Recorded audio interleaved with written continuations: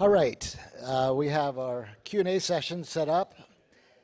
Our goal is to go to about 4 o'clock. If we end before that, it's fine. Then we're going to break for dinner. Dinner is on your own. And suggestion would be for those of us that are from the States here to connect with some of our international leaders that are here and take them along with you out for dinner. Some of them do not have their own transportation here, of course. So if you could help with that, that would be a blessing. So I'll leave that up to you to decide if that's something that works and who you want to take out to eat. We have plenty of restaurants around here. And if you need any suggestions, let me know. We can give you some ideas. Okay, Q&A time. The first question is, Keith, you mentioned that we all have to die to grow. The question is that true also for the Cowboys? They're already dead.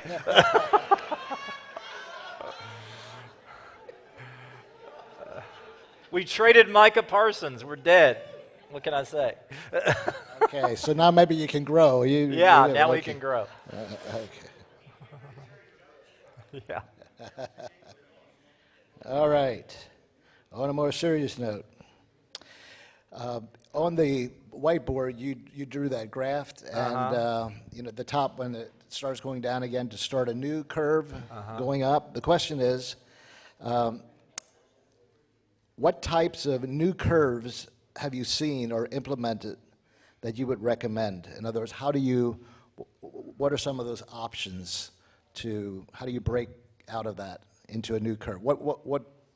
Describe some new curves that you may have seen. How do you bring or implement a new curve to your ministry? Yeah. So, obviously it's, however the Lord is speaking to you and leading, but some of the examples I've seen that God has used are leadership transitions, for one, but also, anytime you start something new, it creates momentum. So what is it in your ministry that you feel like God's been speaking to you for a while and you've been holding off, and like, I don't know. And that may be the exact thing that God wants to use to start a new curve. So it could be a new ministry, it could be a new building, it could be, one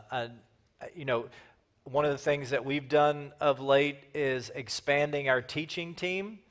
So it's not just one person who's the primary voice. So there's multiple voices, which has created a lot more diversity in the church, which has been great. And there's all kinds of things. I'm sure you can think of some too. One of the things I observed kind of in my journey is when we reach those points, and is it usually always then required a change in our leadership structure. Yeah. In some type of change, Yes. either adding new leaders or changing the way a small church operates versus a medium-sized versus a large church, like in decision-making, do more Systems. delegating systems. Yeah. So that was definitely part of breaking out of that and keeping us back on the growth curve again. Yeah, and this may be very Western, but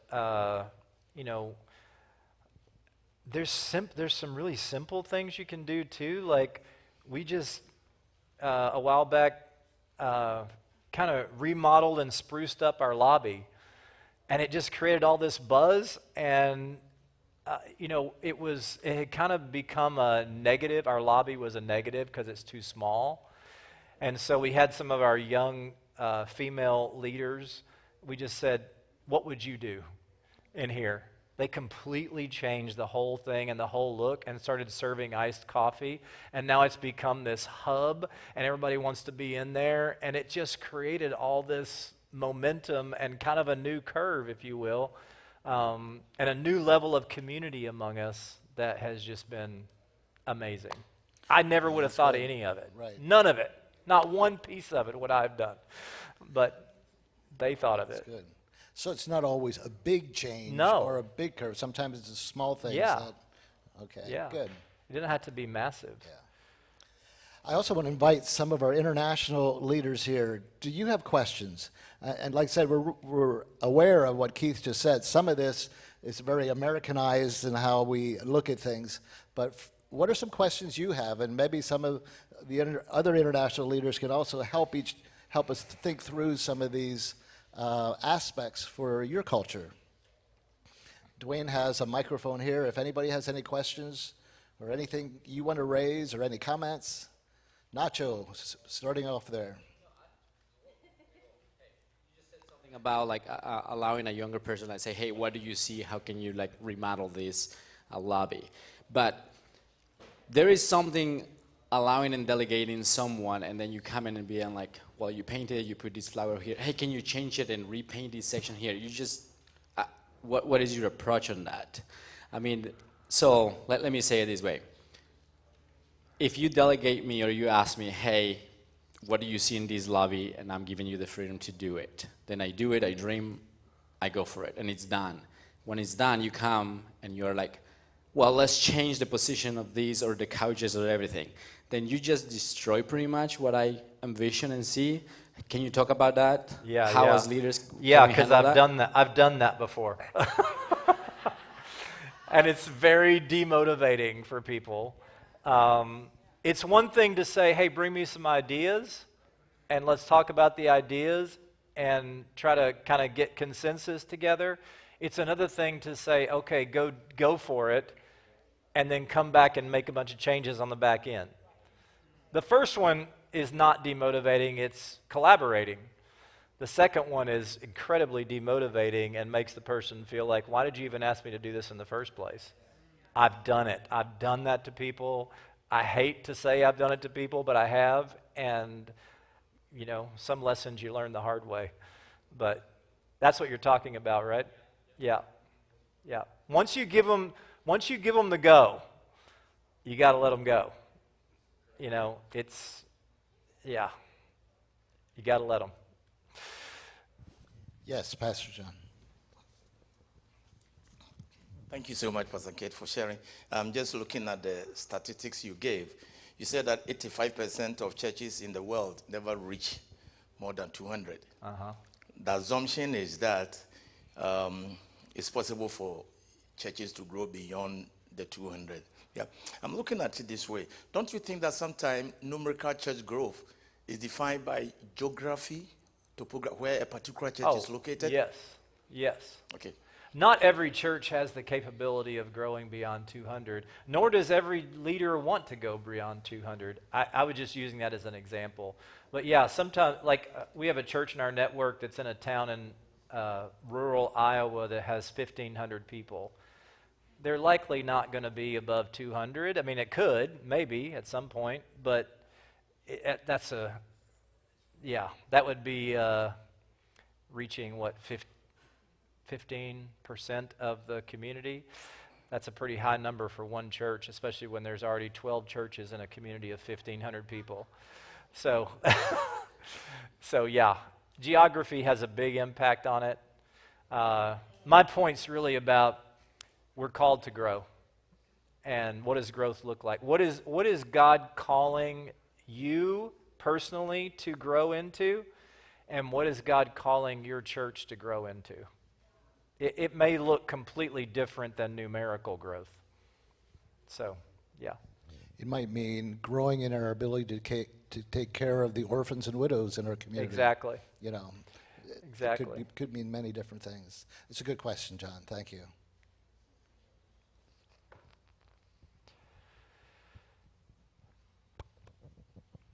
Okay, while you're thinking, here's another question. You mentioned Craig Rochelle. Are there any other podcasts that you would recommend? Of course. Do you have one? I have one coming out the end of the year with the launch of my book. Yeah,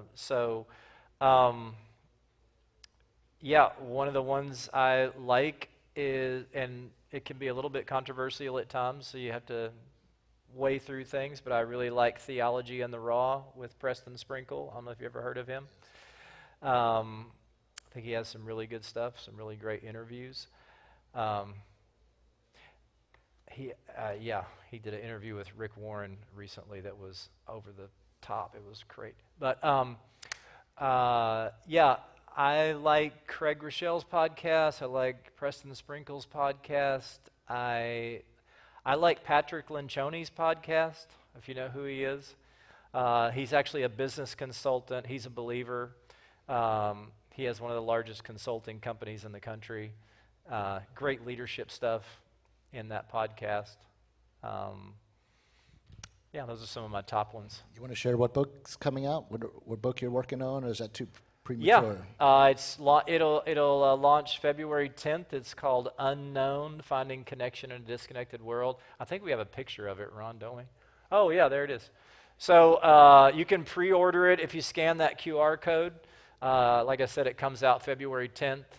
It's basically the idea of what I started with last night, that we're more technologically connected than we've ever been in the history of the world, and we're more relationally disconnected than we've ever been in the history of the world, and how do we bridge that gap and build healthy relationships that go the distance.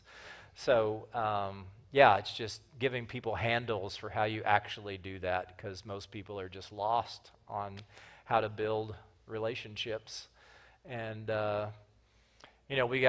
people got hundreds or sometimes thousands of followers on social media and no real friends that they're in community with. And I think that's tragic. So anyway, books about all of that and how do you do that. So, another crazy thing that's coming on the scene with some of the Gen Z and some of the younger ones is they're developing a relationship with AI, that they can create these AI people. Yeah. And they communicate back and forth, and they develop. I mean, to me, it's really bizarre, but that's where some are at. That's their level of connection with humans, and now it's connection with AI. So. Yeah. Yep. Wow. So that QR code takes you to the Barnes & Noble web store. Just a little side note, my publisher told me that if we get 300 pre-orders on Barnes & Noble, they will, that's their metric to automatically put the book in every brick and mortar store that they have around the country. So that's my goal, to surpass that. So good. Yeah. Okay, how can we start to remove the weeds that are stunting our growth as a leader? How can we start to remove the weeds that are stunting our growth as leaders? The weeds, the obstacles, Yeah. Well, there's personal weeds and there's corporate weeds, right? So that's true. On a personal level, it's those things I was talking about growth and inviting people to speak into our lives and giving people freedom to say things that we don't really want to hear about ourselves. There's just way too many leaders out there who are defensive and honestly too fragile and don't want to hear, the things that they need to hear. And we need to be the kind of leaders who invite people to give us feedback. So that's one. The other one is, if you think about on the corporate level, I mentioned systems earlier, and your organizational systems are designed perfectly for where you're at right now. That's why we're at wherever we are, whatever that means for you. So are there things that we have built into our system that are keeping us stunted in our growth, that are keeping us from moving forward? That can be really, really simple things, like the way we check kids in, because parents today they want their kids to be really, really safe and really taken care of and make sure nothing's going to happen to them. Does the system that we're using communicate to parents your kids are well taken care of? Because if it doesn't, they're probably going to go somewhere where it does communicate that to them. Does that make sense what I'm saying? So there's just real practical things like that. I was working with a church one time, and they met at a school, and I was going to speak on that Sunday morning. I arrived to speak, and I'm like, this is the school, they said, but there was no sign out front. And they all parked behind the school building. So I was like, they were like, yeah, we can't get anybody to come visit. And I was like, they don't know you're here. You know? It's like, put a sign up, park in the front. Sometimes it's just really, really simple things. Greeting people. I said last night, everybody wants to be seen and known and loved. Man, greeting people. And this is cross-cultural, guys. Everybody wants to be welcomed. I go to Africa. I go to churches where people are super welcoming. There's people standing outside welcoming people, greeting people, and it's like, man, and those churches are always growing. Every time I go to a church like that, I go to other churches. I mean, it's like you do not even exist. Nobody noticed that you came. Nobody noticed that you're there, and they're not the ones that are growing. So sometimes it's just simple things that are just about caring about people and loving people well. And that takes training, As leaders, that's our job, is to cast that vision, Guys, what if we were I remember we did a survey before we started our church, and we asked people, only unchurched people, if you were looking for a church, what would you be looking for? And the overwhelming answer was, we would be looking for friendly people. I told our people, I said, as followers of Jesus, we ought to win that every day. We ought to be the friendliest people on the planet. So, man, if that's what people are looking for, let's do that. We can do that. That's not hard. Smile. Shake hands with people. Look people in the eye. Say, man, I'm really glad you're here. We literally had to teach our people what I just said right there. That seems so obvious. Like, look people in the eye, shake their hand, tell them you're glad they're here, try to smile. I know some of you are a little grumpy sometimes in the morning, but smile. Smile. If you need some coffee before you get there, drink some coffee. I don't care, whatever you got to do. Smile. Be glad that you're there. Yes? Children. I'm sorry. You talked about security Yeah. with children, our children. I'm wondering how the violence in like church shootings and so forth has affected you or your ministry, or how are we being responsible to protect our parishioners? Yeah. One of the things that we've done to combat that is we always have security people on Sunday. We have a security team on Sunday mornings. And then like in my Friday email, I'll periodically remind people, hey, we have a security team every Sunday morning. They're plain clothes, but they're there, and they're watching out for you. And that just helps people, just to remind them, because they're not in police uniforms. But when we remind them that they're there, it's like, absolutely, it's a very American cultural issue, but it's a big deal for people in public settings. And whether you like it or not, as a church, you are a public setting. And that's how people think about it. I'm going into a public setting. Am I safe? Is somebody watching out for me? So It's also a big deal in some of our other countries, the safety of their people, safety of their churches in that Yep. way. Here's a question.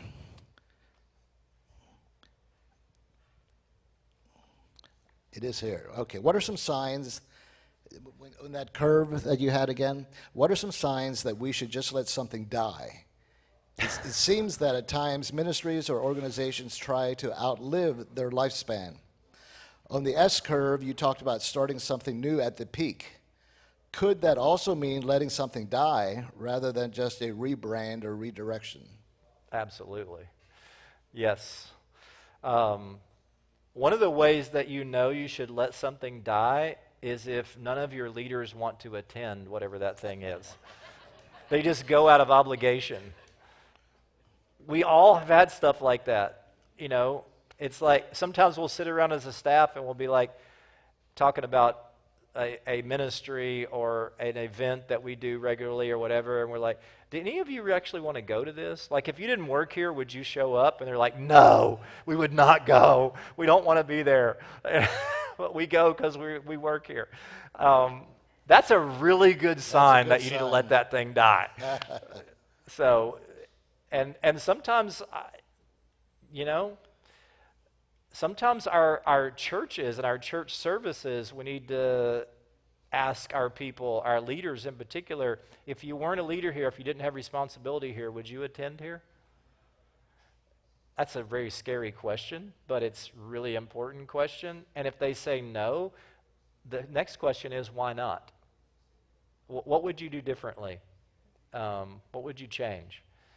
And sometimes what they say is something that you can adjust because it's within your mission, vision, and values parameters. Sometimes I've had staff members say things that were outside of our mission, vision, and values, and I was like, oh, well, you're kind of telling me that you're probably not going to be here very long. And I don't mean that in a mean way. I mean it as in a, when you have a values mismatch, you have to make a change at that level. So, yeah. I think asking people is a really good way to determine whether you need to discontinue something or not. If you've only got like this one leader or this very, very tiny group of people who want this one thing to happen and they're determined that it happens, and everybody else is like, why are we doing that? It probably needs to go. But it's hard because sometimes that means those people go. That's true. That's true. But if you don't prune, you don't grow healthy. So sometimes you got to let them go. That is so true. That's leadership, making the tough calls. So what people say is, stop trying to ride a dead horse. There's time to take the saddle off. The thing's dead. And instead of keep trying to get that thing going. Yeah. Okay, other questions?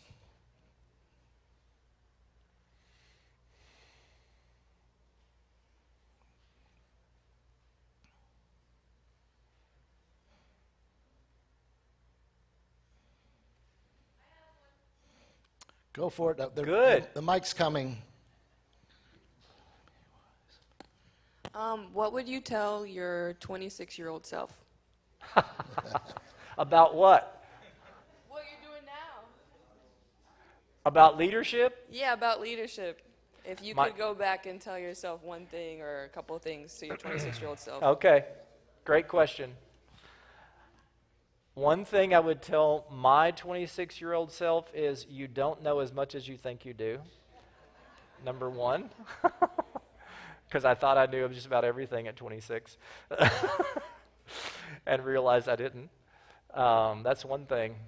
I think the other thing I would tell my 26-year-old self is that the leaders that are ahead of me that I really struggle with, every single one of them are really trying.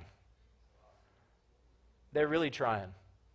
And usually the reason that they're struggling so badly is because they've got something going on inside or some past that's not been healed. And I didn't know that back then. Like, I just didn't. I just thought, well, they're the leader. They should have it figured out, you know? And the reality is we all got stuff. We all have issues. Or as my grandson used to say, you got issues, Papa. We all got some issues. We do. And so we're all a work in process. And at 26, I did not have grace for that with those leaders and really struggled with that. So those are a couple things I would tell my 26-year-old self. All right. You mentioned your systems are perfectly designed for the size of organization you are today. Mm-hmm. How can you change systems to promote growth when you feel you lack resources, personnel, leaders, etc., to make that change? I think you should answer that one, Lester.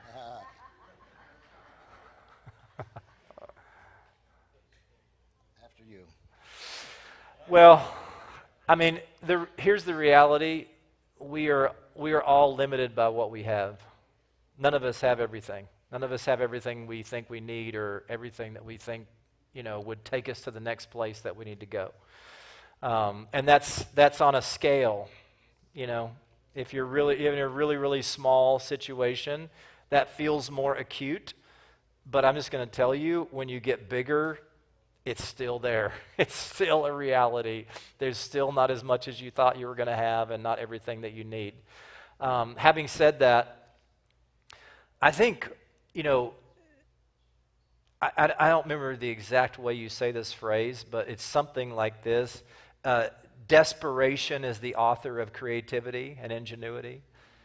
And when you're desperate, it helps you be more creative. And what I would say is that when you're really desperate and you feel like you're in a desperate situation, man, let yourself think outside the box. Ask God to give you creative ideas, because sometimes we get locked into the way that we know how to do things. And there's other ways to do things. Let yourself think outside the box and think about things in fresh ways, because it's so easy to get locked in to the way that we've always done it, or the way that this is the way it's supposed to be, or this is the way I was taught, or this is the way I was trained. Man, our world is changing so fast, guys. The message never changes, but the methods have to change continually in how we bring the message. So give yourself some grace and take some of those parameters off. If you realize, man, sometimes I get a little bit religious and I try to hold things back because I got a religious spirit going on, let go of some of that stuff and think outside of what you would normally do and look at it differently. Because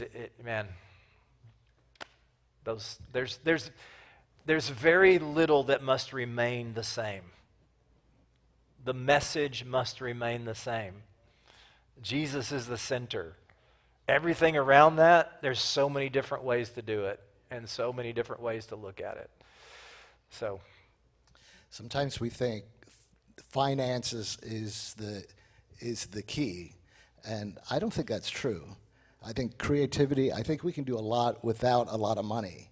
And I don't believe excellence is connected to finances. Absolutely and not. So you can be excellent, you can do things if you're a bit creative without a lot of money. I remember when we were in the fire hall before we came out here, we were running out of space. So what could we do?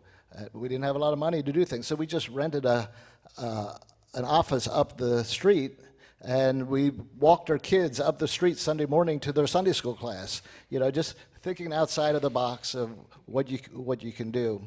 So it's not always about finances. Also with volunteers, you say, well, if I only had more staff and things, really try to develop a volunteer culture in your church, that not everybody thinks they need to be paid for what they do. And we struggle with that at times, is everybody wants to be paid for what they do. Develop a volunteer culture, which means you really have to honor your volunteers. You really need to lift volunteerism up as something great, something that is a positive in your church and your culture in that way. Okay. Can I say something else about volunteers? Because I think one of the reasons that we oftentimes struggle, there's two primary reasons I see with leaders that we struggle with getting volunteers. One is like we don't honor them. Right. That's one, like Lester's saying. But the other one is we don't hold them to a high enough standard. Like, because they're volunteers, we're like, well, if you show up 10 minutes late, or if you show up 30 minutes late, or if you didn't prepare your lesson, okay, well, at least you're here. Really? Is that really okay in any other area of life? I mean, I think that's a mistake, because what that does is it lowers the bar so much that you're really high-level leaders. Because if you got a really high-level leader in your volunteer corps, let's say in kids ministry, and you tell the kids ministry people, okay, every week we want you here at 9 a.m., And and on Monday afternoon by 3, we'll send you the lesson so you can prepare for Sunday next week. And they don't, if you have a really high level leader and they don't get that lesson by 3 o'clock on Monday, like you said that you were going to give to them, they're going to be like, huh. And then the next time that happens, they're going to be like, you know what? They aren't taking this seriously, so why should I? And they'll be gone. You got to raise the bar and do what you say you're going to do, prepare them well, give them all the tools they need to be ready to do the thing. And that's not about money, that's about leadership. That's about giving them what they need, like, here's the lesson, or here's the lesson I prepared, and here it's on time. And then, you know what, we need you to show up at 9 a.m., and, if you keep showing up late, we need to have a different conversation because I'm not sure you really want to be here. These kids are really, really important. And envision them. We're investing in the next generation. You've got doctors and lawyers and pastors and missionaries and nurses and teachers, and just go down the list. All these kids are going to be all those things. They're going to be impacting the future. And what we invest in them today is going to matter tomorrow.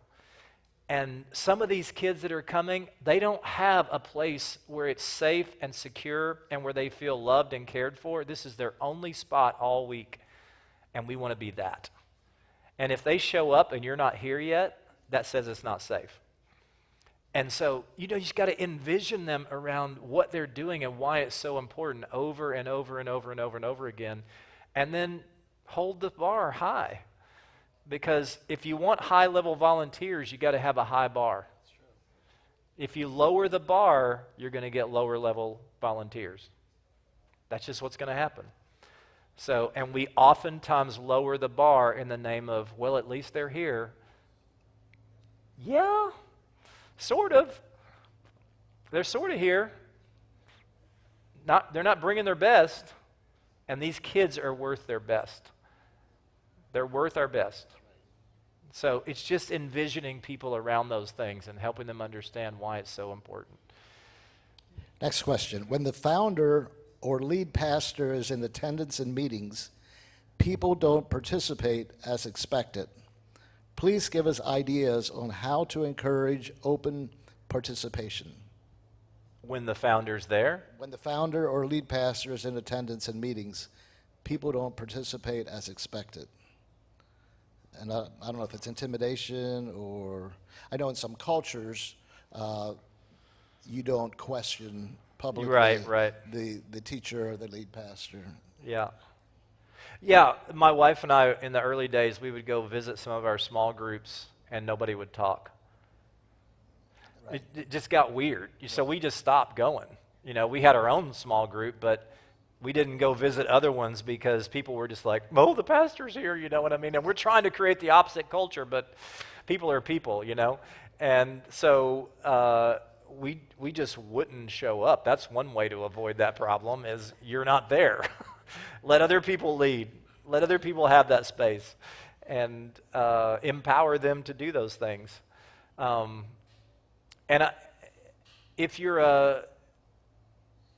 If you're a founder, I don't know if the question is about a founder who's still in their lead role or after they've transitioned out.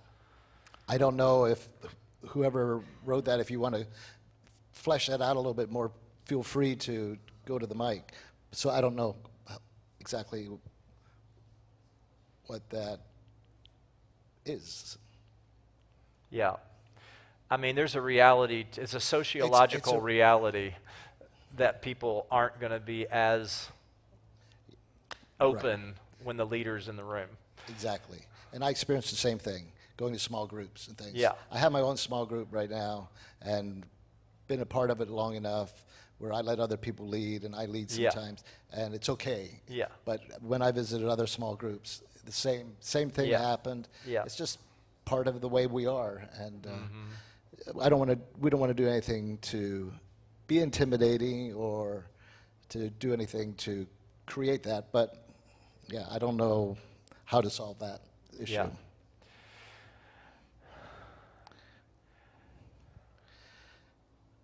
All right. In this millennium, I should have read the whole thing before I started. In this millennium, how many football games have the Cowboys played in January and February? How many Super Bowls have we been to? How many football games have the Cowboys played in January and February? We've played several January games. I don't know how many. Okay, I learned my lesson. I'll read the whole No thing February first. games, though.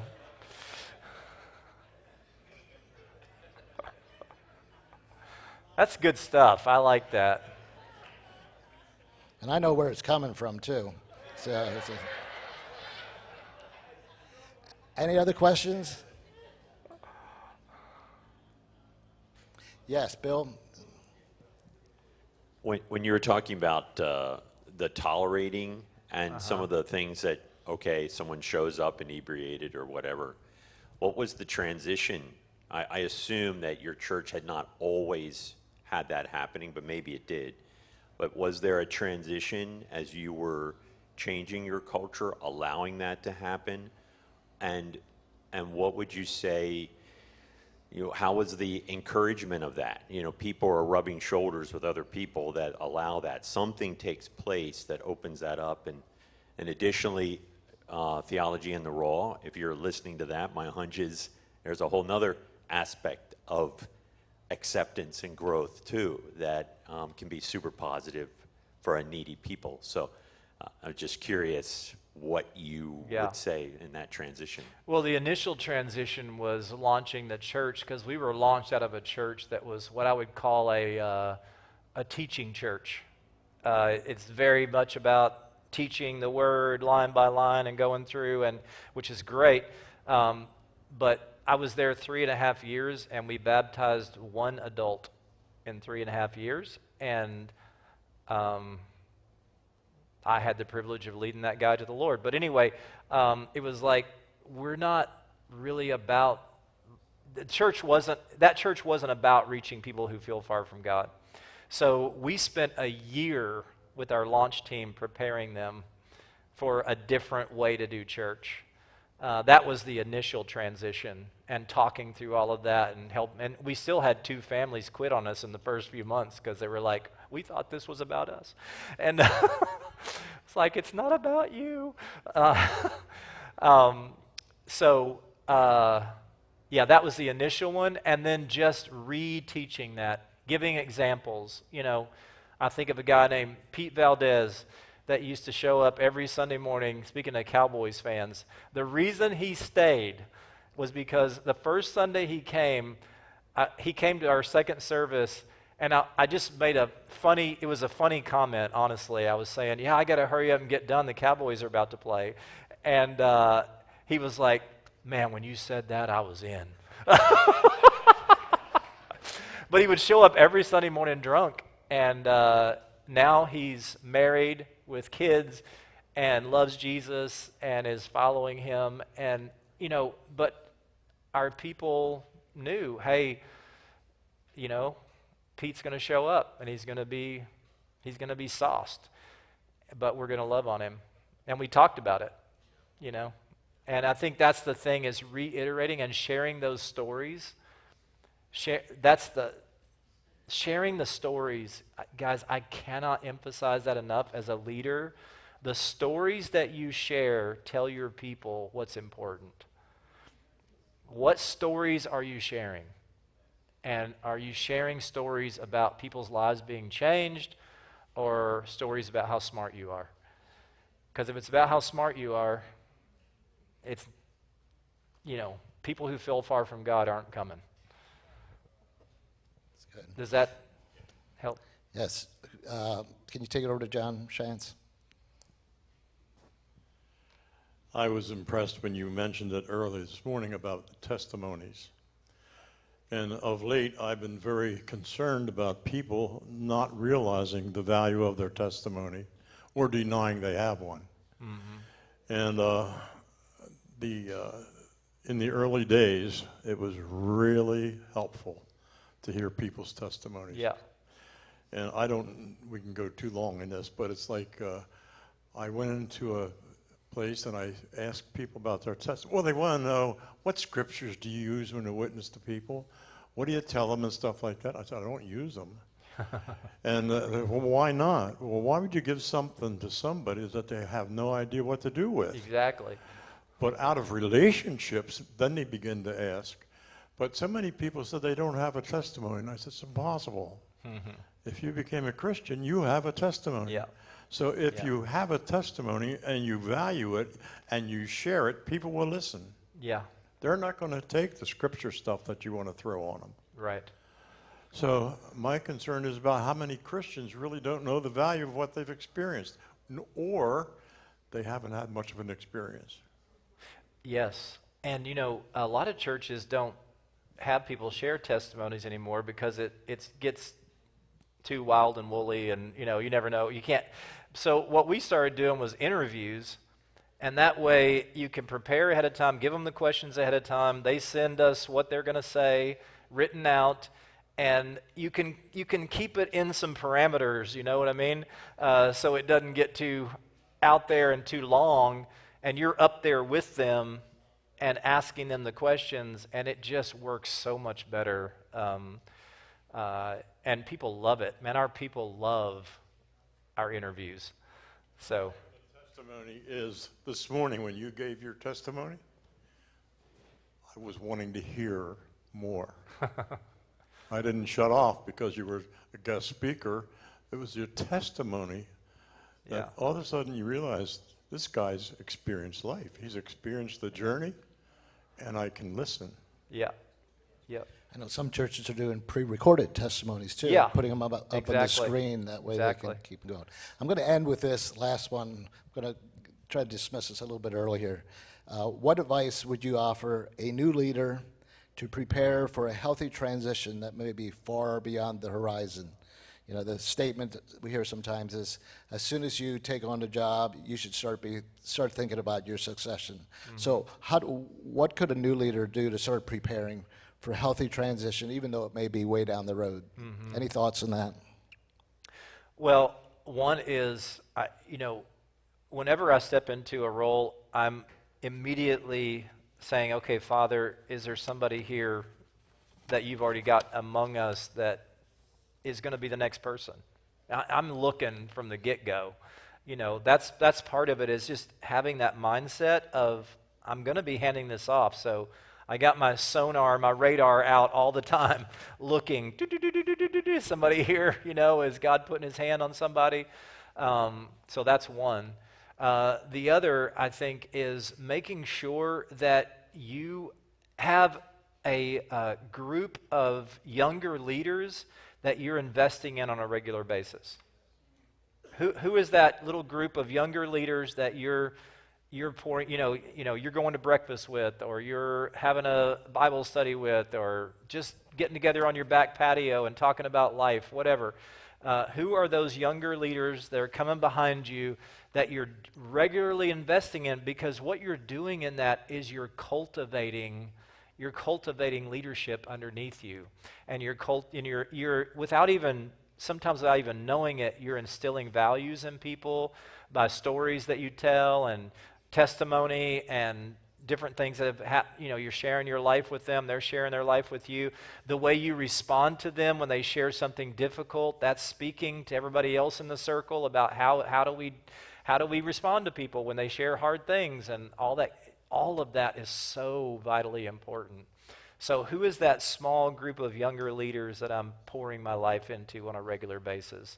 And it doesn't have to be every week. It could be monthly or quarterly or whatever, but some kind of rhythm where you're doing that intentionally. Because without that, yeah, you're going to look around one day and go, well, there's nobody here. I don't have any. I hear leaders say that all the time. I don't have any leaders. Yes, you do. Yes, if you have people there, you have leaders. The real question is, are you investing in them? Not just preaching on Sunday. I'm talking about, are you investing in them? And if you are, you're going to have a crop. You're going to have people to choose from. And yeah, it's just makes all the difference. keep developing your leadership pool that you can draw people out of. Okay, this whole discussion has been really good. Something that I've heard, and I keep saying it again, is we're all interim leaders. I've been here from pretty much the beginning of the Hopewell Network and all of that. Pastors John and Sandy and Irma and I think, are the only pastors left that were from the very beginning. So the face of the network has really changed since I started in the network. What's this group going to look like 20 years from now? Okay? It's going to change again, and it's going to look quite different. So we do need to be intentional about this. It's a reality. It's a train coming down the road for all of us that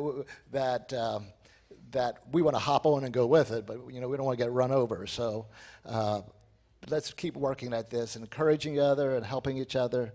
This has been such a helpful time for me again to be thinking about this, talking about it. We don't have all the answers. We don't have it all figured out. And from culture to culture, there's different dynamics that go with it, but we're talking and we're thinking about it. And the Lord is going to help us with that.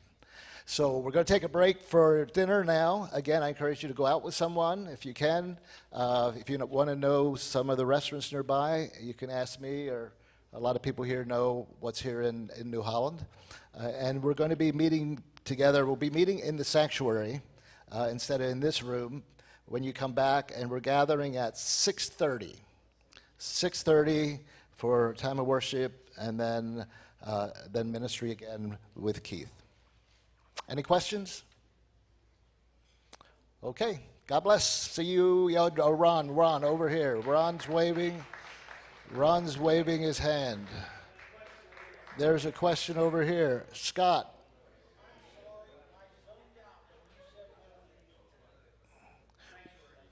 Sanctuary. Yes. We're good. Okay. Thank you. Thanks, Lester.